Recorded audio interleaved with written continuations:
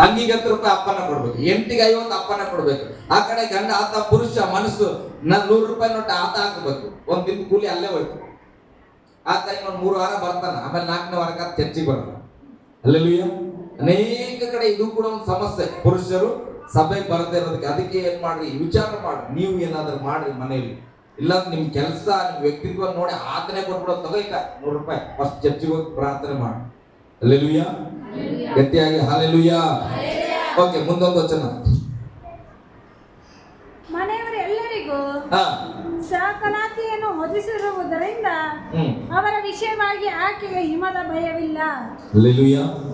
ಮನೆಯವರೆಲ್ಲರಿಗೂ ಸಕಲಾತಿಯನ್ನು ಒದಿಸಿರುವುದರಿಂದ ಅವರ ವಿಷಯವಾಗಿ ಆಕೆಗೆ ಹಿಮದ ಭಯವಿಲ್ಲ. ಆಕೆ ಎಲ್ಲರಿಗೂ ಒದಿಸ್ತಾಳಂತ, ಯಾವುದೇ ಭಯವಿಲ್ಲ. ಹಿಮ ಅಂದ್ರೆ ಅರ್ಥ ಆಗ್ತಾ, ಚಳಿಗಾಲದಲ್ಲಿ ಏನಾಗ್ತದೆ, ಮಂಚು ಬೀಳ್ತಾ ಇರ್ತದೆ, ಭಯಂಕರ ತಂಡಿ. ಆಕೆ ವಾಕ್ಯ ಹೇಳ್ತದೆ, ಕೆಲವ್ರು ನಾನು ನೋಡಿನಿ, ನೀವು ಕೂಡ ಕೆಲವ್ರು ಹಾಗೆ ಇದ್ದೀರಿ. ಹಲ್ಲೆಲೂಯ್ಯ. ಯವನಸ್ತ್ರ ಹಂಗಿರ್ಲಿಕ್ಕಿಲ್ಲ, ನಾನು ಯಥಾರ್ಥವಾಗಿ ಹೇಳ್ತೇನೆ, ನೀವು ಕಲ್ತ್ಕೊಂಡು ತಾಯಂದ್ರಲ್ಲೇ ಇದ್ದೀರಿ. ಸ್ತೋತ್ರ. ಬೆಳಿಗ್ಗೆನಾಗ ಎದ್ದೇಳ್ತಾರೆ, ಬೆಳಿಗ್ಗೆನಾಗ ತಾಯಿಗೆ ಎಚ್ಚರ ಆಗ್ತದೆ. ಎಚ್ಚರ ಆದಾಗ ಏನೋ ಒಂದು ಬೆಡ್ಶೀಟ್ ಹಾಕಿ ಒಂದು ಅವರೊಂದು ಇವರೊಂದು ಹೊಸ್ಕೊಂಡಿರ್ತಾರೆ. ತಾಯಿ ಏನ್ ಮಾಡ್ತಾಳೆ ಗೊತ್ತಾ, ನಮ್ಮಮ್ಮ ಹಂಗೆ ನನಗೆ ನೆನಪಿರೋದು, ಬೆಳಿಗ್ಗೆ ಚಳಿಗಾಲದಲ್ಲಿ ಎದ್ದಾಗ ಆಕೆ ಒದ್ಕೊಂಡಿದ್ದ ಬೆಡ್ಶೀಟ್ ಕೂಡ ತಂದು ನಮಗೆ ಹೊಚ್ತಾಳೆ. ನಮ್ಗೆ ಹೊಚ್ಚಿ ನಮ್ಮಮ್ಮ ಹೊರಗೆ ಹೋಗಿ ಚಳಿ ಹಾಕಿ ಕೆಲಸ ಮಾಡ್ತಾಳೆ. ಅಲ್ಲೆಲ್ಲೂಯ್ಯ.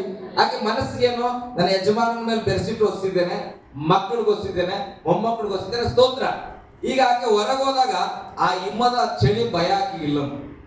ಆಕೆ ಮನಸ್ಸು, ನನ್ನ ಗಂಡನ ಬೆಚ್ಚಿಗೆ ಹೊಸಿ ಬಂದೇನೆ, ನನ್ನ ಮಕ್ಕಳಿಗೆ ಹೊಸ್ತೀನಿ. ಸ್ತೋತ್ರ. ಆ ನಂಬಿಕೆಯಲ್ಲಿ ಹೊರಗೆ ಹೋಗುವಾಗ ಆ ಹಿಮ ಎಷ್ಟು ಬೀಳ್ತಾ ಇದ್ರು ಆಕೆಗೆ ಅದ್ರ ಭಯನೇ ಇಲ್ಲ. ಆರಾಮಾಗಿ ಕಸ ಹೊಡಿಗೆ ರಂಗೋಲಿ ಹಾಕಿ ಬಂದ್ಬಿಡ್ತಾರೆ. ಹಲ್ಲೆಲೂಯ್ಯ. ಗಟ್ಟಿಯಾಗಿ ಹಲ್ಲೆಲೂಯ್ಯ. ಇವತ್ತು ಸ್ತ್ರೀಯರ ಮನಸ್ಸು ಹೇಗಿದೆ? ಚಳಿಗಾಲ ಅಂದ್ರೆ ರಂಗಲ್ ಹಾಕೋದಿಲ್ಲ, ಬ್ಯಾಟ್ರಿ ಕೃಷಿ ಅಂದ್ರೆ ಹಾಕಲ್ಲ. ಸ್ತೋತ್ರ. ಹಾಕ್ಬೇಕಂತ ನಾನು ಹೇಳ್ತಿಲ್ಲ. ಮನೆ ಒಡಗೋದಿಲ್ಲ, ಬೆಳಿಗ್ಗೆ ಎದ್ದೇಳೋದಿಲ್ಲ. ಯಾಕೆ ಎದ್ದಿಲ್ಲ? ಈಗ ಚಳಿ ಸರ್, ನಮ್ಮ ಮನೇಲಿ ಯಾವಾಗ 9 ಗಂಟೆಗೆ ಎದ್ದು ಹೊರಗೆ ಬರ್ತಾರೆ. ಹಲ್ಲೆಲೂಯ್ಯ. ಗಟ್ಟಿಯಾಗಿ ಹಲ್ಲೆಲೂಯ್ಯ. ಸ್ತೋತ್ರ. ಇಲ್ಲಿ ಹೇಳ್ತದೆ, ಮನೆಯವರಿಗೆ ಒದಿಸಿದಾಗ ಆಕೆಗೆ ಹಿಮದ ಭಯ ಇರುವುದಿಲ್ಲ. ಹಾಗಾದ್ರೆ ದೇವರು ಸ್ತ್ರೀಗೆ ಎಂತ ಬಲ ಕೊಟ್ಟನ್ರಿ? ಯಾಕೆ ಇವತ್ತು ನಿಮಗೆ ಹೆಚ್ಚಾದ ಚಳಿ ಆಗ್ತಾ ಇದೆ? ಮತ್ತೊಬ್ಬರಿಗೆ ಒಸುವ ಸ್ವಭಾವ ಕೆಲವರಿಗಿಲ್ಲ. ನಾನೇ ಚೆನ್ನಾಗಿ ಬೆಡ್ಶೀಟ್ ಕೊಟ್ಟು ಬಯಲೆ, ನೀನ್ ಯಾವ್ದಾರ ಹೊಸ ಅಲ್ಲೆಲ್ಲೂಯ್ಯ. ಕೂಸಿಗೆ ನಡೀತದ ಒಂದು ಟವಲ್ ಹೊಸ್ರಿ, ಸಣ್ಣದದು, ನಾವೊಂದು ದೊಡ್ಡ ಕೂಸ್ಕೊಂಬರಿ ಅಲ್ಲ. ಎಷ್ಟು ಮನೆಗಳಿಗೆ ಕೂಸ್ಕೊಂಡು ಸಣ್ಣ ದೋಸ್ತ ಇರ್ತದ, ಅದು ಆ ಕಡೆ ಈ ಕಡೆ ಅಳ್ಳಾಡಿದ ಕೂಸಿ ಲೋ ಬಿದ್ದಿರ್ತದೆ. ಅಲ್ಲೆಲ್ಲೂಯ್ಯ. ಹಂಗ ಮಾಡ್ಕೊಡೋದು. ತಾಯಿಯ ಹೃದಯ ಮೊದಲು ಮಕ್ಕಳಿಗೆ ಬೆಚ್ಚನೆ ಮಾಡಿ, ನಾವು ಹಿಮದಲ್ಲಿ ನಿಂತರು ನಮಗೆ ಭಯ ಇರುವುದಿಲ್ಲ. ಹಲ್ಲೆಲೂಯ್ಯ. ಅವಾಗ ಹೆಣ್ಮಕ್ಳಿಗೆ ಕೀರ್ತನೆ ಓದ್ತಾ ಇದ್ವಿ, ಸಾರಿ ಜ್ಞಾನಕ್ಕೆ ಓದ್ತಾ ಇದ್ವಿ. ಮುಂದೆ ಆಮೇಲೆ ತನಗಾಗಿ ರತ್ನ ಗಂಬಳಿಗಳನ್ನು ಮಾಡುವಳು, ಆಕೆಯ ಉಡುಪು ನಾರುಮಡಿ ರಕ್ತಾಂಬರ. ನೋಡ್ರಿ, ತನಗಾಗಿ ರತ್ನ ಗಂಬಳಿಗಳನ್ನು ಮಾಡುವಳು, ಆಕೆಯ ಉಡುಪು ನಾರುಮಡಿ ಮತ್ತು ರಕ್ತಾಂಬರ ಎಂಬುದಾಗಿ. ಅಂದ್ರೆ ಶುದ್ಧವಾದ ನಾರುಮಡಿಗಳನ್ನ ಆಕೆ ಉಟ್ಟುಕೊಳ್ತಾಳ. ಹಲ್ಲೆಲೂಯ್ಯ. ಈಗ ಒಂದು ನೈಟಿ ಅಂತ ಬಂದ್ಬಿಟ್ಟದ ಅಲ್ಲ, ಎಲ್ಲರ ಮನೆಗದೆ. ತಿಂಗಳ ಪೂರ್ತಿ ನೈಟಿಗೆ ನೋಡ್ಬೇಕು, ಆಕೆ ಬೇಜಾರಾಗತ್ತೆ. ಹೆಂಡತಿ ನೋಡಿ ಅಲ್ಲ, ನಾರು ಮಡಿ ಇಲ್ಲ, ಯಾವ ಮಡಿ ಇಲ್ಲ. ಯಾವಾಗ ನೋಡಿದ್ರು ಇವತ್ತೊಂದು ಅದೇ ನೈಟ್ ಇರ್ತದ, ನಾಳೆ ಒಂದು ಅದೇ. ನಮ್ಮ ಮನೆಗೆ ಹೋದ್ರೆ ಜಗಳ, ಅವ್ರ 10 ನೈಟ್ ತಂದ್ಕೊಡ. ಹಲ್ಲೆಲೂಯ್ಯ. ಇವತ್ತು ಸೋಮವಾರ ಕರ್ರ ನೈಟ್ ನೋಡಿ ಬಂದ್ರೆ ನಮ್ಗೆ ಗೊತ್ತಾಗ್ತದೆ, ಮಂಗಳವಾರ ಕೆಂಪಂದೇ ಇರ್ತದೆ. ಹಲ್ಲೆಲೂಯ್ಯ. ನೋಡ್ರಿ, ಆಕೆಗಾಗಿ ನಾರು ಮಡಿಯನ್ನು ಸಿದ್ಧ ಮಾಡ್ಕೊಂತಾಳಂತ. ಆಕೆನೆ ಏನ್ ಮಾಡ್ತಾಳ, ಇವ್ ಕೆಲವ್ರು ಹೇಳ್ತಾರ, ಸುರೇಖರು ಕೂಡ ಬಟ್ಟೆ ಹೊಲಿತಾರ. ಸ್ತೋತ್ರ. ಹೊಲಿರಿ, ಕಸ್ತೂರೇಖ ಕೂಡ ಹೊಲಿತಾರ. ಅಲ್ಲೆಲ್ಲೂಯ್ಯ. ಸಾರ್ ಬ್ಲೌಸ್ ನಾವೇ ಹೊಲ್ಕೋಬೇಕು, ಚಿಂತೆ ಮಾಡ್ಬೇಡ್ರಿ. ಈ ಸ್ತ್ರೀ ಅದೇ ಹೇಳ್ತದ, ನಿಮ್ಮ ಬಟ್ಟೆಗಳನ್ನ ನೀವೇ ಸಿದ್ಧ ಮಾಡ್ಕೊಡ್ಬೇಕು. ಹಲ್ಲೆಲೂಯ್ಯ. ನೀವು ಧನ್ಯರು. ನಾನು ಹೇಳ್ತಾನೆ, ಅವಾಗ ಏನ್ ಮಾಡ್ಬೋದು, ನಿಮ್ಗೆ ಸಂತೋಷ. ಅವ್ರೊಬ್ರು ಕೂಲಿ ಕೊಡೋ ದುಡ್ಡಲ್ಲಿ ಇನ್ನೊಂದು ಬ್ಲೌಸ್ ಬರ್ತದೆ ನಿಮ್ಗೆ. ಒಂದರಲ್ಲಿ ಎರಡನ್ನ ನೀವೇನ್ ಮಾಡ್ಬೋದು, ಒಲೆದು ಹಾಕಿಕೊಳ್ಳಬಹುದು ಪ್ರಿಯರೇ. ಹಲ್ಲೆಲೂಯ್ಯ. ವಚನ ಹೇಳ್ತದೆ, ಆಕೆ ಏನ್ ಮಾಡ್ತಾಳೆ, ರತ್ನ ಗಂಬಳಿಗಳನ್ನು ಮಾಡುವಳು, ಆಕೆಯ ಉಡುಪು ನಾರುಮಡಿ ರಕ್ತಾಂಬರ. ಆಕೆಯ ಪತಿಯು ನ್ಯಾಯಸ್ಥಾನದಲ್ಲಿ ದೇಶದ ಹಿರಿಯರ ಮಧ್ಯೆ ಕೂತಿರುವಾಗ ಪ್ರಸಿದ್ಧನಾಗಿ ಕಾಣುವನು. ಹಲ್ಲೆಲೂಯ್ಯ. ತನ್ನ ಹೆಂಡತಿ ಇರುವ ಒಂದು ರೂಪವನ್ನ ನೋಡಿ, ಆ ಹೆಂಡತಿ ಇರುವ ಸ್ವಭಾವ, ಅವರ ನೀಟ್ನೆಸ್, ಅವರ ಮಾತು, ಅವರ ನಡತೆಯನ್ನ ನೋಡುವಾಗ ಯಜಮಾನಾಗಿ ಎಲ್ಲಾದ್ರೂ ಯಾರಿಗಾದ್ರೂ ನ್ಯಾಯ ಹೇಳಕ್ ಹೋಗಿ ಕೂತ್ಕೊಂಡಿದ್ರೆ ಆತನು ಘನತೆ ಉಳ್ಳವನಾಗಿ ಕಾಣ್ತಾನಂತ. ನೋಡ್ರಿ, ಹೆಂಡತಿಯ ಜೀವಿತ ಗಂಡನಿಗೆ ಎಷ್ಟು ಮರ್ಯಾದೆ ತಂದು ಕೊಡ್ತಾನೆ. ಹಲ್ಲೆಲೂಯ್ಯ. ಕೆಲವರು ಗಂಡ ಜನ್ಮಗೂ ಇದು ಗೊತ್ತಿಲ್ಲ, ನನ್ನ ಹೆಂಡತಿ ಚೆನ್ನಾಗಿ, ನನ್ನ ಹೆಂಡತಿ ಶುದ್ಧವಾಗಿ, ನನ್ನ ಹೆಂಡತಿ ಯಾವುದೇ ಕೊರತೆ ಇಲ್ಲದಂತೆ ಇದ್ರೆ ನನಗೆ ಮರ್ಯಾದೆ ಸಿಗ್ತದೆ ಅಂತ ಗೊತ್ತಿಲ್ಲ ಕೆಲವರು ಗಂಡಸರಿಗೆ. ಅವ್ರಿಗೆ ಅದೇ ಆಯ್ತು, ಮುಗೀತು. ನಿನಗೆ ಅದಕ್ಕೆ ಕೂಸಿಗೆ ತಂದಿದ್ದ, ಮುಗೀತು ಕ್ರಿಸ್ಮಸ್. ಹಲ್ಲೆಲೂಯಾ. ಕೂಸ್ಕೊಂದಕ್ಕೆ ಯೇಸು ಸ್ವಾಮಿ ಹುಟ್ಟಾನ, ಹೆಂಡತಿ ಹುಟ್ಟಿಲ್ಲ. ಹಲ್ಲೆಲೂಯಾ. ಎಲ್ಲರಿಗಾಗಿ ಹುಟ್ಟಾನ ಯೇಸು ಸ್ವಾಮಿ. ಮಗು ತಂದಿಲ್ಲಪ್ಪ, ಒಂದು 500 ರೂಪಾಯಿ ಒಂದು ತಂದು ಕೊಡೋ ಸೀರೆ ಉಟ್ಕೊಳ್ಳ ಅಮ್ಮ. ಹಲ್ಲೆಲೂಯಾ. ಪುರುಷರು ಬಂದಾಗ ನಾವು ಮಾತಾಡ್ತೇನೆ ಅವ್ರ ಬಗ್ಗೆ. ಈಗ ನಾವು ಹೆಣ್ಣು ಮಕ್ಳು ಇದ್ದೀರಿ, ನೀವು ಹೆಣ್ಣು ಮಕ್ಕಳು ಅದನ್ನ ಕಲ್ತ್ಕೊಡ್ರಿ. ಹಲ್ಲೆಲೂಯಾ. ನೋಡ್ರಿ, ಆಕೆಯ ಪತಿ ಆ ಒಂದು ನ್ಯಾಯಸ್ಥಾನದಲ್ಲಿ ಕೂತ್ಕೊಂಡಾಗ ಹಿರಿಯರ ಮಧ್ಯೆ ಅವನು ಪ್ರಸಿದ್ಧನಾಗಿ ಕಾಣ್ತಾನಂತ. ತನ್ನ ಕುಟುಂಬನ ನೋಡುವಾಗ ಸ್ತ್ರೀ ಯೋಗ್ಯವಾಗಿ ಮಾನಸ್ಥಳಾಗಿ ಇದ್ರೆ ಪುರುಷನ ಎಲ್ಲೇ ಹೋದ್ರು ಕೂಡ ಒಂದು ಕೈ ಮೀಸೆ ಮೇಲೆ ಇರ್ಬೋದು. ಹಲ್ಲೆಲೂಯಾ. ಲೋಕದಂತ ನಾನು ಹೇಳ್ತೇನೆ, ಯಾವಾಗ ಗರ್ವ ಇರ್ತದೆ ಗೊತ್ತಾ? ಮನೇಲಿ ಆಸ್ತಿ ಮಾಡುವಂತಲ್ಲ, ನೆಟ್ಟಿಗಿರೋ ಹೆಂಡತಿ, ಗುಣವತಿಯಾದ ಹೆಂಡತಿ ಸಿಕ್ಬಿಟ್ರೆ ಆತನ ಎಲ್ಲೇ ಹೋದ್ರು ಗರ್ವದಲ್ಲಿ ನಡೆದು ಬರಬಹುದು ಅಂತ. ಹಲ್ಲೆಲೂಯಾ. ಗಟ್ಟಿಯಾಗಿ ಹಲ್ಲೆಲೂಯಾ. ಓಕೆ, ಮುಂದೆ ಸ್ವಲ್ಪ ಹೋದ್ರೆ ಹಾಗೆ. ಅಚ್ಚಣಗಳನ್ನು ನೇಯ್ದು ಮಾರಾಟ. ಅಚ್ಚಣಗಳಂದ್ರೆ ಏನು? ನಾವು ಅವರಾದ್ಲಿ ಇದು ಬಹಳ ಚಂದದ ವಾಕ್ಯಗಳು, ಅವರಾದ್ರು ಪಾಲಿಸ್ತಾರ. ಬಹಳಷ್ಟು ಹೆಣ್ಮಕ್ಳು ಕೌದಿ ಹೊಲಿತಾ ಇರ್ತಾವ. ನಾನು ಅನ್ಕೊಳ್ತೇನೆ, ನಾನು ಬಹಳ ಅದರಲ್ಲಿ ಇದ್ ಮಾಡ್ತೇನೆ, ಅವ್ರು ಗೌರವಿಸ್ತೇನೆ. ಕಾರಣ ಏನಂದ್ರೆ, ಮಾಮೂಲಿ ಬಟ್ಟೆ ಹೊಲಿಯೋದೇ ಕಷ್ಟ. 4-5 ಸ್ಯಾರಿ ಹಾಕಿ ಅದನ್ನ ಕಾಲಲ್ಲಿ ಒತ್ತಿ ಹೊಲಿದು ಎಷ್ಟು ಕೊಡ್ತಾರಪ್ಪ ಶಿಪ್ ಅಂತ ಕೇಳಿದ್ರೆ, ನಾವು ಸ್ಟಾರ್ಟಿಂಗ್ ಬಂದಾಗ 100-150 ರೂಪಾಯಿಗೆಲ್ಲ ಹೊಲಿಯೋರು ಗೌದಿನ. ನನಗನ್ಸುತ್ತೆ, ಅಪ್ಪ ಎಷ್ಟೊಂದು ಹೊಲಿಗೆ ಹಾಕ್ಬೇಕು ಅಂತ. ನಿಮ್ಮೆಲ್ಲರಿಗೂ ಗೊತ್ತು, ನನಗೆ ಹೊಸ. ಆ ಕಡೆಯಿಂದ ಈ ಕಡೆ ನೋಡಿದ ಕಡೆ ಎಲ್ಲ ಹೊಲಿಗೆನೆ ಕಾಣಿಸ್ತದ. ಈಗ ಒಂದು ಅಂಗಿ ಹೊಲಿಲಿಕ್ಕೆ ಎಷ್ಟು ಆಗ್ತದ, ಅದು 100 ಪಟ್ಟ ಹಾಕ್ಬೇಕೇನ ಅದ್ರಲ್ಲಿ ಹೊಲಿಗೆ. 150 ರೂಪಾಯಿ ಇಷ್ಟು ಹೊಲಿಬೇಕು, ಎಷ್ಟು ಕಷ್ಟ ಪಡ್ತಾನ. ಹಲ್ಲೆಲೂಯಾ. ಗಟ್ಟಿಯಾಗಿ ಹಲ್ಲೆಲೂಯಾ. ಯಾರ್ಯಾರು ಕಷ್ಟ ಪಡ್ತಾ ಇದಾರಲ್ಲೋ ಅವ್ರ ಮನೆ ಗಂಡಸರಿಗೆ ಇದು ಅರ್ಥ ಆಗ್ಬಿಟ್ರೆ ಸ್ತೋತ್ರ. ನನ್ನ ಹೆಂಡತಿ ಎಷ್ಟು ಕಷ್ಟ ಪಡ್ತಾಳ. ಹಲ್ಲೆಲೂಯಾ. ಅಚ್ಚಣೆಗಳನ್ನ ನೇಯ್ದು ಮಾರಾಟ ಮಾಡುವಳು, ನಡುಕಟ್ಟುಗಳನ್ನು ವರ್ತಕನಿಗೆ ಒದಗಿಸುವಳು. ಹಲ್ಲೆಲೂಯಾ. ಹಾಗೆ ಅದನ್ನೆಲ್ಲ ಮಾರಿ ತನ್ನ ಗಂಡನಿಗೆ ಸತ್ಯದ ನಡುಕಟ್ಟುಗಳನ್ನು ತರುವವಳು, ಅಂದ್ರೆ ಗಂಡನನ್ನ ಬಲಪಡಿಸುವಳು ಆಕೆ ಆಗಿದ್ದಾಳೆ. ಆಮೇಲೆ ಮುಂದೆ ಸ್ವಲ್ಪ ಬೇಗ ಹೋಗೋಣ. ನಡುಕಟ್ಟುಗಳನ್ನು ವರ್ತಕನಿಗೆ ಒದಗಿಸುವಳು, ಬಲವನ್ನು ತೇಜಸ್ಸನ್ನು ಹೊಂದಿಕೊಂಡಿರುವಳು, ಭವಿಷ್ಯತ್ತಿನ ಭಯವಿಲ್ಲದೆ ನಗುತ್ತಿರುವಳು. ಏನಿರಲ್ಲ ಅಂತ ನಾಳೆಯ ಬಗ್ಗೆ ಭಯವಿಲ್ಲದೆ ಆಕೆ ಸಂತೋಷವಾಗಿರ್ತಾನೆ. ಇವತ್ತು ಎಲ್ಲರ ಮನೆ ಹೆಣ್ಮಕ್ಳ ಪರಿಸ್ಥಿತಿ ಅಂದ್ರೆ, ನಾಳೆಗೆ ಏನಾಯ್ತದೋ, ನಾಳೆಗೆ ಎಲ್ಲಿ ತನಕ ಕಟ್ಟಬೇಕು, ಹೆಂಗ್ ಮಾಡ್ಬೇಕು, ಯಾರ ಮನೆ ಹತ್ರ ಬರ್ತಾರೋ, ಯಾರು ಬೈತಾರೋ, ಈ ಜೀವಿತದಲ್ಲಿ ಹೆಣ್ಮಕ್ಳ ಜೀವಿತ ಇದೆ. ಆದ್ರೆ ಇವತ್ತು ಇಲ್ಲಿ ನೋಡುವಾಗ ಸ್ತ್ರೀ ಹೇಳ್ತಾಳ, ನಾಳೆ ಬಗ್ಗೆ ಚಿಂತೆ ಪಡೋದಕ್ಕೆ ಏನ್ ಮಾಡ್ತಾಳೆ, ಇವತ್ತು ನಗುತ್ತಾ ಇಲ್ಲ. ಹಲ್ಲೆಲೂಯಾ. ನಾಳೆಗೆ ಸಂಘ ಇದ್ರೆ ಇವತ್ತಿನ ಅಳಬೇಕು. ಇವತ್ತಿನ ಪರಿಸ್ಥಿತಿ ಯಾಕೆ? ಇವತ್ತು ನಗ್ಗಿದ್ರೆ ನಾಳೆ ಅವ್ರು ನಗ್ತಾರ. ನೆನ್ನೆ ಎಷ್ಟು ಕಿಲ ನಕ್ಕ ಸಂಘಕ್ಕೆ ರೊಕ್ಕ ಕಟ್ಟಕ್ಕಿಲ್ಲ ಇವತ್ತು ಅಂತಾರ ಅಂತೇಳಿ. ನಗು ಇದ್ರು ಏನ್ ಮಾಡ್ತೇವೆ? ನಗು ಇದ್ರು ನಗರಂಗಿಲ್ಲ. ಬಹಳ ಸಂತೋಷಿದ್ರಪ್ಪ, ನಾಳೆ ಸಂಘ ಕಟ್ಟಿಲ್ಲ ಅಂದ್ರೆ ಏನಂತ ಏನೋ ಸ್ವಲ್ಪ ಮೆಲ್ಲಿ ನಗರಿ ಅಂತ. ಹಲ್ಲೆಲೂಯಾ. ಇಲ್ಲ, ಅದಕ್ಕೆ ಗಂಡ ಒಂದ್ ಕಡೆ ದುಡಿತಾ ಇರ್ಬೇಕು, ಹೆಂಡತಿ ಒಂದ್ ಕಡೆ ದುಡಿಬೇಕು. ಕುಟುಂಬಕ್ಕಾಗಿ, ದೇವರ ರಾಜ್ಯಕ್ಕಾಗಿ, ಮಕ್ಕಳಿಗಾಗಿ ಪ್ರಯಾಸ ಪಡುವಾಗ ವಾಕ್ಯ ಹೇಳ್ತದೆ, ನಾಳೆಯ ಬಗ್ಗೆ, ಭವಿಷ್ಯದ ಬಗ್ಗೆ ಚಿಂತೆ ಇಲ್ಲದೆ ನಗುತ್ತಿರುವಳು ಎಂಬುದಾಗಿ. ಹಲ್ಲೆಲೂಯಾ. ಬೇಗ ಮುಂದೆ ಹೋಗ್ಬಿಡೋಣ. ನೋಡು, ಬಾಯಿ ತೆರೆದು ಜ್ಞಾನವನ್ನ ತೋರ್ಪಡಿಸುವಳು. ಯಾವಾಗಲೂ ನಿಮ್ಗೆ ಸ್ತ್ರೀಯರು ಗಮನಿಸ್ರಿ, ನಿಮ್ಗೆ ನಿಮ್ ಗಂಡನ ಸ್ವಲ್ಪ ನಾಲೆಡ್ಜ್ ಕಮ್ಮಿ ಇರ್ಬೇಕು. ನಿಮ್ಗೆ ಏನಾದ್ರೂ ಆಲೋಚನೆ ಧೈರ್ಯವಾಗಿ ಬಿಡಿಸಿ ಹೇಳ್ರಿ. ನನ್ನ ಹೆಂಡತಿ ಹಂಗೆ ಯಾವಾಗ ಹೇಳ್ತಾಳ, ಅದಕ್ಕೆ ನನ್ನ ಹೆಂಡತಿ ಅಂತ ಪ್ರಸಂಗನೇ ಮುಗಿಯಂಗಿಲ್ಲ. ಪ್ರತಿಯೊಂದು ಹೇಳ್ಕೊಡ್ತಾಳ. ನೀನ್ ಹಿಂಗ್ ಮಾಡ್ತೀಯ ನೋಡು, ಹಿಂಗ್ ಮಾಡ್ತೀಯ ನೋಡು, ಹಂಗ್ ನಿಂದಿರ್ತೀಯ ನೋಡು, ಹಿಂಗ್ ನಿಂದಿರ್ತೀಯ ನೋಡು. ಹಲ್ಲೆಲೂಯಾ. ಎಲ್ಲವನ್ನ ಏನ್ ಸರಿಯಾಗಿ ಮನಸ್ಸಲ್ಲಿ ಬರ್ತದೋ ಅದನ್ನ ಬಾಯಿ ತೆರೆದು ಮಾತಾಡ್ತಾಳ. ಅಂದ್ರೆ ತನ್ನಲ್ಲಿರುವ ಜ್ಞಾನವನ್ನ ಆಕೆ ಹೇಳಿಕೊಡ್ತಾಳ. ಹಲ್ಲೆಲೂಯಾ. ಇಲ್ಲಿ ವಾಕ್ಯ ಹೇಳ್ತಾ, ಬಾಯಿ ತೆರೆದು ಜ್ಞಾನವನ್ನ ತೋರ್ಪಡಿಸುವಳು. ನಿನ್ ಮನ್ಸಲ್ಲಿದೆ, ನಿನ್ ಮನೆಯವರು ಯಾರೋ ಏನೋ ಮಾಡ್ತಾ ಇದಾರೆ, ಇದು ಫೇಲ್ ಆಗ್ತದೆ ಅಂತ ಗೊತ್ತು. ಅಯ್ಯಪ್ಪ ನಾನು ಯಾಕೆ ಹೇಳೋದು, ಸುಮ್ಮನೆ ಹೋಗ್ಲಕ್ಕ ಅಂತೇಳಿ ಸುಮ್ಮನೆ ಇರ್ತೀವಿ. ಆಮೇಲೆ ಎಲ್ಲ ಹಾಳಾಗ್ಬಿಡ್ತದ. ಆವಾಗ ಬಂದ್ ಹೇಳ್ತೀವಿ, ಅಯ್ಯೋ ನಾನು ಅನಿಸ್ತಾ ಇತ್ತು ಅವ್ರು. ಅವಾಗ ಏನ್ ಅನ್ಸ್ತದ ಆತನ ಗಮ್ಮತ್ ಹೊಡಿಬೇಕನ್ಸ್ತದೆ. ಅಲ್ಲ, ಅನ್ಸಿದ್ರೆ ಹೇಳ್ಬಾರ್ದು ಒಂದು ಮಾತು ಅಂತ. ಹಲ್ಲೆಲೂಯಾ. ಗಟ್ಟಿಯಾಗಿ ಹಲ್ಲೆಲೂಯಾ ಹೇಳ್ರಿ. ಜ್ಞಾನ ಇದ್ದಾಗ ಅದನ್ನ ಉಪಯೋಗ ಮಾಡಿ ಹೇಳ್ರಿ. ಕೆಲವು ಸಾರಿ ಅನ್ಕೊಳ್ತೀರಿ ಅವ್ರು ಬಹಳ ಬುದ್ಧಿವಂತರ ಅಂತ, ಅವ್ರಿಗೆ ಮುನ್ನ ಗೊತ್ತೇ ಇರಂಗಿಲ್ಲ. ಹೆಣ್ಮಕ್ಳಿಗೆ ಗೊತ್ತಿರ್ತದೆ. ಓಕೆ, ಮುಂದೆ. ಆಕೆಯ ನಾಲಿಗೆಯು, ಸ್ತ್ರೀಯ ನಾಲಿಗೆಯು ಬುದ್ಧಿಯನ್ನು ಪ್ರೀತಿಪೂರ್ವಕವಾಗಿ ಹೇಳುವುದು. ಬುದ್ಧಿ ಹೇಳುವಾಗ ಸ್ತ್ರೀಯರು ಇದ್ರಲ್ಲಿ ಬಹಳ ಜಾಗ್ರತೆ.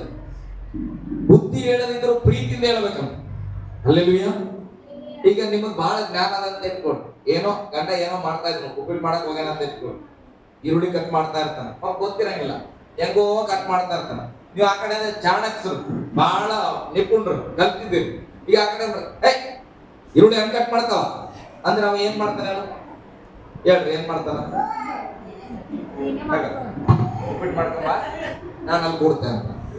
ಅಲ್ಲಲ್ವಿ ಹೋಗ ಪ್ರೀತಿಯಿಂದ ರೀ ಈರುಳ್ಳಿ ಕಟ್ ಮಾಡೋದು ಹಂಗಲ್ರಿ, ಇನ್ನೊಂದು ಚಾಕ್ ತಗೋರಿ, ಒಂದು ಈರುಳ್ಳಿ ತಗೋರಿ, ನೀವು ಆ ಕಡೆ ಕಟ್ ಮಾಡ್ರಿ, ನಾನು ಈ ಕಡೆ ಕಟ್ ಮಾಡಿ ತೋರಿಸ್ತೇನೆ. ಅಲ್ಲಲ್ವಿ ಹಂಗೆ ಹೇಳ್ಕೊಟ್ರೆ ಒಂದಿನ ನೀವು ಅಲ್ಲಿ ಕೂತಿರ್ಬೋದು, ಉಪ್ಪಿಟ್ಟು ಆತ ಮಾಡ್ಕೊಂಬ. ನೀವೇನು ನಿಮಗೆ ಕಟ್ ಮಾಡಕ್ ಬರಲ್ಲ ಸರ್, ಈ ಕಡೆ ನಿಮ್ಗೆ ತಿರ್ಗಿಸ್ಲಕ್ ಬರಲ್ಲ ತಾಯಿ ಕಡೆ, ಬಟ್ಟೆ ಹಿಂಡಕ್ ಬರಲ್ಲ ತಾಯಿ ಕಡೆ, ಕಸ ಹೊಡ್ಗಕ್ ಬರಲ್ಲ ತಾಯಿ ಕಡೆ ಅಂತೀರಿ, ನೀವೇ ಅಂತೀರಿ. ಆಮೇಲೆ ಹೇಳ್ತೀರಿ ನಮ್ಮ ಯಜಮಾನ್ರು ಏನು ಹೆಲ್ಪ್ ಮಾಡಂಗಿಲ್ಲ. ಅಲ್ಲೆಲ್ಲೂಯ್ಯ ಹೇಳ್ರಿ, ಪ್ರೀತಿಯಿಂದ ಹೇಳ್ಕೊಡ್ತೇವೆ. ಹೇಳ್ಕೊಡ್ರಿ, ನನ್ನ ಹೆಂಡತಿ ಎಲ್ಲ ಹೇಳ್ಕೊಟ್ರ, ನಾನು ಎಲ್ಲ ರೀತಿಯಲ್ಲಿ ಹೆಲ್ಪ್ ಮಾಡ್ತೇನೆ. ಅಲ್ಲೆಲ್ಲೂಯ್ಯ. ನಾಲಿಗೆಯಿಂದ ಯಾವಾಗಲೂ ಬುದ್ಧಿ ಹೇಳುವಾಗ ಪ್ರೀತಿ ಉಪಯೋಗ ಮಾಡ್ಬೇಕು. ಪ್ರೀತಿ ಉಪಯೋಗ ಮಾಡಿ ಹೇಳ್ಬೇಕು, ರೀ ಹಂಗ ಮಾತಾಡ್ಬಾರ್ದ್ರಿ, ಸ್ವಲ್ಪ ಹಿಂಗ್ ನಿನ್ನ ಚಂದ ಕಾಣ್ತೇನೆ ನೀವು ಅಂತ. ಅಲ್ಲ ನಮ್ಮಲ್ಲಿ ಹಂಗಂತ ಕೋಪ ಬಂದಾಗ ಯಪ್ಪ ನೀವ್ ನೋಡಕ್ಕಾಗಲ್ಲ, ನಿಜ ಅದು. ನಮ್ಮಲ್ಲಿ ಅವಾಗ ನೀನ್ ಕೋಪ ಮಾಡ್ಕೊಂಡಿದ್ರೆ ಬಹಳ ವಿಕಾರ ಕಾಣಿಸ್ತೀವಿ, ನಗ್ತದ್ರೆ ಚಂದ. ಅಂದ್ರೆ ಬಹಳ ಕೋಪ ಬರ್ತದ, ಅವಾಗ ಒಂದ್ಸರಿ ನೆನ್ಪು ಬರ್ತ ನನಗೆ, ಹೆಂಗ್ ಕಾಣ್ತಾನೆ ಏನೋ ಅನ್ಸ್ತದ. ನಿಜ ಹೇಳ್ತಾನೆ, ಬಹಳ ಸಿಟ್ ಮಾಡುವಾಗ ಹೆಂಗ್ ಕಾಣ್ತೀನಿ ಏನೋ ಅನ್ಸ್ತದ. 1-2 ಸಲ ವಿಡಿಯೋ ಕೂಡ ಮಾಡೋಣ. ಅಲ್ಲೆಲ್ಲೂಯ್ಯ. ಅಂದ್ರೆ ನಾನು ಉಪಯೋಗ ಮಾಡ್ಕೊಳ್ಬೇಕು, ನಮ್ಮ ಕುಟುಂಬನ ನಾವೇ ಸಂತೋಷ ಪಡಿಸ್ಕೊಳ್ಬೇಕ್ರಿ. ಅಲ್ಲೆಲ್ಲೂಯ್ಯ. ಓಕೆ, ಮುಂದ್ ಸ್ವಲ್ಪ ಹೋದ್ರಿ, ಹೋಗೋಣ. ಸೋಮಾರಿತನದ ಅನ್ನವನ್ನು ತಿನ್ನದೆ, ಅಜ್ಜಿ ಕತೆ ಹೇಳದ್ನಲ್ಲ, ಸೋಮಾರಿತನದ ಅನ್ನವನ್ನ ತಿನ್ನದೆ ಗೃಹ ಕೃತ್ಯಗಳನ್ನೆಲ್ಲ ನೋಡಿಕೊಳ್ಳುವಳು. ಅಲ್ಲೆಲ್ಲೂಯ್ಯ. ನಾನ್ ಮನೆಗೆ ಕೂತಿರ್ತಾನೆ, ಆತನೇ ತಂದಾಕ್ತಾನೆ, ಆತನೇ ಅಡಿಗೆ ಮಾಡ್ಲಿ, ಅಷ್ಟು ಫಸ್ಟ್ ಹೇಳದ, ಈರುಳ್ಳಿ ಕಟ್ ಮಾಡೋದು ಹೇಳ್ಕೊಟ್ಟಿ, ಕಸ ಹೊಡೆದ್ ಹೇಳ್ಕೊಟ್ಟಿ ಅಂತ ಹೇಳಿ ಎಲ್ಲನ ಗಂಡನೆ ಮಾಡ್ತಾನ ಅಂತ ಹೇಳಿ ಟಿವಿ ನೋಡ್ಕೊಂಡು ಸೀರಿಯಲ್ ನೋಡ್ಕೊಂಡು ಟೈಮ್ ಉಂಡಿ ಇರಬಾರ್ದು. ಅಲ್ಲೆಲ್ಲೂಯ್ಯ. ಆಕೆ ಹೇಳುತ್ತೆ, ವಾಕ್ಯ ಹೇಳುತ್ತೆ, ಸೋಮಾರಿತನದ ಅನ್ನವನ್ನ ತಿನ್ನದೆ ಗೃಹ ಕೃತ್ಯಗಳನ್ನೆಲ್ಲ ಆಕೆಯೇ ನೋಡಿಕೊಳ್ಳುವಳು. ಅಲ್ಲೆಲ್ಲೂಯ್ಯ. ಅವಾಗ ಗಂಡ ಕೂಡ ನೋಡ್ಕೊಳ್ಬೇಕು, ಮಕ್ಕಳು ಕೂಡ ನೋಡ್ಕೊಳ್ಬೇಕು. ಆದ್ರೆ ಸ್ತ್ರೀಯ ಜವಾಬ್ದಾರಿ ತನ್ನ ಮನೆಯ ಕೆಲಸಗಳನ್ನೆಲ್ಲ ಆಕೆ ನೋಡಿಕೊಳ್ಳಬೇಕು. ಹಲ್ಲೆಲೂಯಾ. ಗಟ್ಟಿಯಾಗಿ ಹಲ್ಲೆಲೂಯಾ. ಆವಾಗ ಒಂದು ನಿಮ್ಗೆ ಅವಾರ್ಡ್ ಸಿಗ್ತದ. ಏನು 28ನೇ ವಚನ ಹೋದ್ರಿ?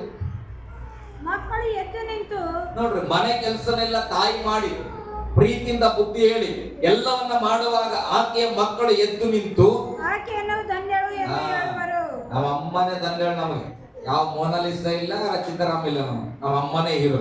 ಹಲ್ಲೆಲೂಯಾ. ಯಾವಾಗ ಹೇಳ್ತಾಳ ಆಕೆ ಮಕ್ಕಳು ತನ್ನ ತಾಯಿಯ ಸ್ವಭಾವವನ್ನ ನೋಡುವಾಗ, ಬೆಳಿಗ್ಗೆ ಹೋಗುವಾಗ ಏನೇನೋ ಮಾಡಿ ಮಕ್ಕಳು ಶಾಲೆಗೆ ಹೋಗಿರ್ತಾವ, ಬರೋಷ್ಟಾಗ ಎಲ್ಲ ಮನೆ ನೀಟಾಗಿ ಅವ್ರು ಸ್ನಾಕ್ಸ್ ಕೂಡ ರೆಡಿ ಮಾಡಿ ಇಟ್ಕೊಂಡಿದ್ರೆ ಮಕ್ಕಳು ಹೃದಯ, ಅಪ್ಪ ನಮ್ಮ ಅಮ್ಮನ ತರದ ದೇವತೆ ಯಾರಿಲ್ಲ. ಹಲ್ಲೆಲೂಯಾ. ಬೈಬಲ್ ಹೇಳ್ತಾ, ನಿಮ್ಮ ಮಕ್ಕಳು ಎದ್ದು ನಿಂತು ನಿಮ್ಮನ್ನ ಧನ್ಯಳು ಎಂಬುದಾಗಿ ಅವರು ಹೇಳುವರು ಎಂಬುದಾಗಿ. ಆಮೇಲೆ ಪತಿಯು ಸಹ ಬಹುಮಂದಿ ಸ್ತ್ರೀಯರು ಗುಣವತಿಯರಾಗಿ ನೋಡ್ರಿ, ನಡೆದಿದ್ದಾರೆ. ಬಹುಮಂದಿ ಸ್ತ್ರೀಯರು ಗುಣವತಿಯರಾಗಿ ನಡೆದಿದ್ದಾರೆ, ಅವರೆಲ್ಲರಿಗಿಂತಲೂ ನೀನೇ ಶ್ರೇಷ್ಠಳು ಎಂದು ಆಕೆಯನ್ನು ಕೊಂಡಾಡುವನು. ಸ್ತೋತ್ರ. ಹಲ್ಲೆಲೂಯಾ. ಬಹಳಷ್ಟು ಜನ ಹೆಂಡತಿಯರು ಒಳ್ಳೆಯವರಿದಾರ, ಬೇರೆಯವ್ರ ಹೆಂಡತಿಯರು ಏನೇನೋ ಮಾಡ್ಯಾರ ಸಾಧನೆಗಳು, ಆದ್ರೆ ಗಂಡನ ಬಾಯಲ್ಲಿ ಏನಂತ ಬರಬೇಕು, ಅವರೆಲ್ಲರ ಬಹಳಷ್ಟು ಜನ ಸ್ತ್ರೀಯರಿದ್ದಾರೆ, ಒಳ್ಳೆ ಕಾರ್ಯಗಳನ್ನು ಮಾಡಿದರು, ಆದ್ರೆ ನನ್ನ ಜೀವಿತದಲ್ಲಿ ನೀನೇ ನನಗೆ ಬಹಳ ಶ್ರೇಷ್ಠಳು. ಹಲ್ಲೆಲೂಯಾ. ಈ ಒಂದು ಅವಾರ್ಡ್ ಯಾವಾಗ ತಗೊಳ್ತಿರಲ್ಲ, ಮುಗಿತು, ದೇವ್ರ ಮುಂದೆ ಸಂಪೂರ್ಣವಾಗಿ ಮೆಚ್ಚುಗೆ ಆಗಿದ್ದೀರಂತ. ಯಾಕಂದ್ರೆ ಕಣ್ಣಿಗೆ ಕಾಣದವರೇ ನಮ್ಮನ್ನ ಅರ್ಥ ಮಾಡ್ಕೊಳಕ್ ಆಗ್ಲಿಲ್ಲ, ನಾವು ಅವ್ರಿಗೆ ಸರಿಯಾಗಿ ಬದುಕಿಲ್ಲ ಅಂದ್ರೆ ಕಣ್ಣಿಗೆ ಕಾಣದ ದೇವರಿಗೆ ಹೇಗೆ? ಹಲ್ಲೆಲೂಯಾ. ಅವರೆಲ್ಲರಿಗಿಂತಲೂ ನೀನೇ ಶ್ರೇಷ್ಠ ಎಂದು ಆಕೆಯನ್ನು ಕೊಂಡಾಡುವನು. ಸೌಂದರ್ಯವು ನೇಚತಕ್ಕದ್ದಲ್ಲ, ಲಾವಣ್ಯವು ನೆಲೆಯಲ್ಲ, ಯೆಹೋವನಲ್ಲಿ ಭಯಭಕ್ತಿ ಉಳ್ಳವಳೇ ಸ್ತೋತ್ರ ಪಾತ್ರಗಳು.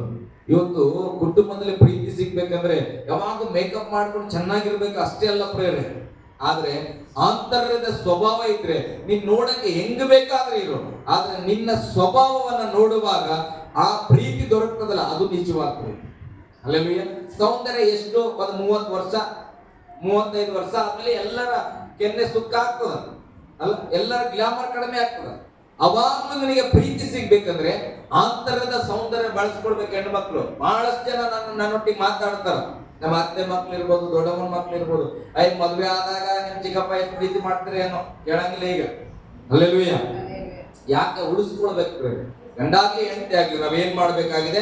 ಆಂತರ್ಯದ ಪ್ರೀತಿ ತೋರಿಸ್ಬೇಕು, ಆಂತರ್ಯದ ಸೌಂದರ್ಯವನ್ನ ಅವರ ಮುಂದೆ ನಾವು ತೆರೆದಿಡಬೇಕಾಗಿದೆ. ಆವಾಗ ಈ ಶಾರೀರಿಕವಾದ ಸೌಂದರ್ಯ ಲೆಕ್ಕಕ್ಕಿಲ್ಲ.